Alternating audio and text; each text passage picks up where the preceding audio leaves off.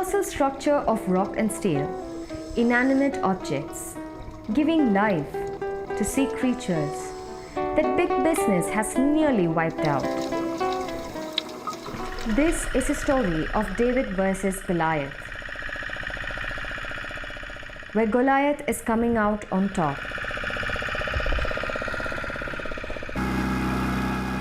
Ravi used to be a fisherman.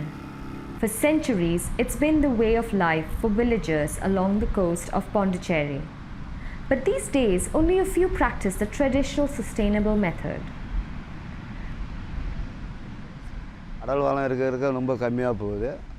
அப்படி இருந்தும் இந்த சுருக்கால மினி சுருக்கால வந்ததுலேருந்து எல்லாமே அவங்கள பிடிச்சிடறாங்க. செத்திலி யாரா எல்லாமே அவங்கள பிடிச்சிடறாங்க. நாங்கள் கொண்டு வேலை போட்டால் கூட எங்களுக்கு அதிகமாக ஆட மாட்டேங்குது. இன்னும் 150 விற்கிது, அதை வச்சு என்ன செய்யுது? ரொம்ப கஷ்டப்படுறோம் நாங்கள் எங்கள் வில்லேஜ் பூரா. Big boats with big nets that scrape the bottom of the sea. They yield big catches for their owners, catching hundreds of fish in one go. But the little man is losing out. வருமானம் கம்மியாக இருக்குது. அதுக்கு என்ன செய்ய தெரியல, வேறு வேலையை பார்க்கலான்னு இருக்கிறோம். வேறு வேலை கிடைச்சா கூட நாங்கள் இந்த தொழில் போகிறது வேஸ்ட்டு. எல்லாம் அவங்களே மீன் பிடிச்சிட்றாங்க. நாங்கள் வேறு வேலை எதனா கிடைச்சா போகலான்னு இருக்கிறோம்.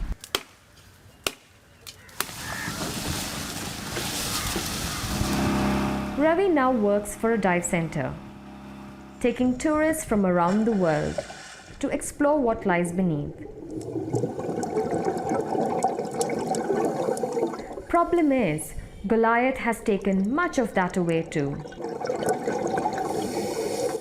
I would suggest that it's not then. You must use the red stripe because it's a much higher density area. Rob Partridge is Ravi's boss.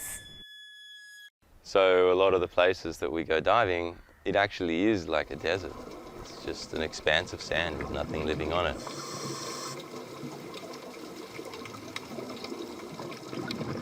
While catching the fish, the trawler's nets have inadvertently but irrevocably damaged precious coral on the seafloor. The World Wildlife Fund says once destroyed, it could take decades, even centuries for the coral to recover. Some underwater species have already become extinct.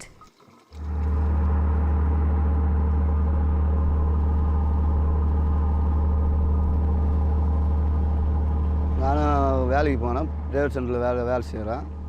போட்டு கேப்டனாக இருக்கிறேன். நல்ல மாதிரியாக தான் இருக்கிறேன் நான். அங்கேயும் கடலுக்கு போனால் கொஞ்சம் பிரச்சனையாக இருக்குது. But people like Partridge and Ravi aren't ready to concede. They are seeking to reverse the effects of the trawler's destruction. Something as simple as placing a few leaves into water, Partridge explains, can make a massive difference.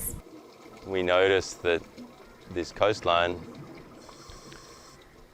because about 99% of it is a sandy bottom, the fishermen themselves would create their own soft artificial reefs using trees and rocks and natural things from land they throw into the sea.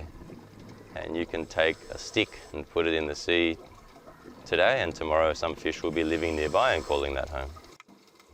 In theory, it's a simple enough solution. Under Indian law, trawlers are only allowed to fish 4.5 kilometers offshore where the water is deeper. So these simple underwater reefs should be able to thrive. But Partridge says companies often do not obey the laws and trawl closer to shore. Without proper enforcement of regulations, many of his efforts have been for naught. We've had various artificial reef sites or FADs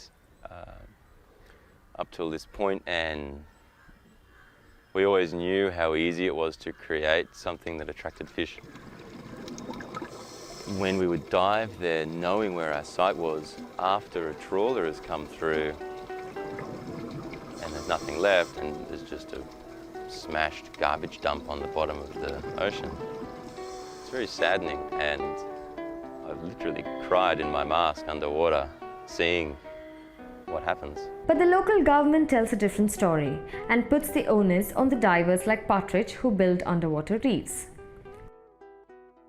So far, we have not come across such type of conflict between the those person who are using the twigs and with other mechanized trawlers, because they will somehow they will know that they have put up the twigs and they will divert their path and they will go. Only thing, if they are not aware about that presence, then only the problem comes. No one will go purposely hindering the. The fishing industry in this state is estimated to be worth nearly $1 million a year, but the government is aware of the damage large-scale fishing has caused. Since 2001, it's imposed a 90-day annual ban on trawlers from mid-April to the end of May to coincide with the fish spawning season. But when the ban is lifted, the cycle starts again. So there'll be a dining table on board that you Wanting to save the underwater ecosystem, Partridge and his team of divers had to think big. They came up with Temple Reef. Temple Reef is a dive site which we built 4 kilometres off the coast of Pondicherry.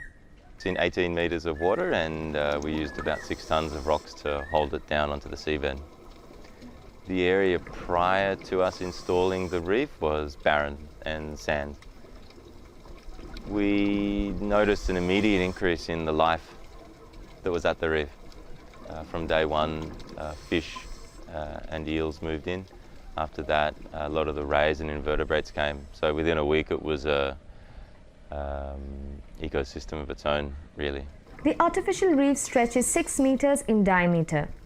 All the materials tied tightly together with rope to keep them anchored onto the seafloor.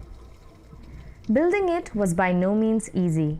We first built the iron structure, which came in 6 pieces. They were individually taken out to the sea and placed on the bottom and then secured together. During this process was when the weight was added in various forms, again taken to the sea but secured together on the bottom. Round about 20 trips out to the ocean, and I think 4 or 5 personnel on each boat. It was a lot of fun, but a lot of work, of course. The reef still suffers damage from the trawlers, but unlike the simple ones in the past, Temple Reef for the most part can withstand it. Seeing the results, work has been rewarding for Partridge and Ravi. Every time you go down, you can see what you created, and they're like, I guess your family. Their ultimate dream is that one day the fishing trawlers will disappear and that the marine life will thrive all across the seafloor. But then reality checks in. And so long as Goliath trolls these waters for fish, David is doing what he can to conserve. For Assignment Asia, I'm Jyothy Karat in the waters of Pondicherry, India.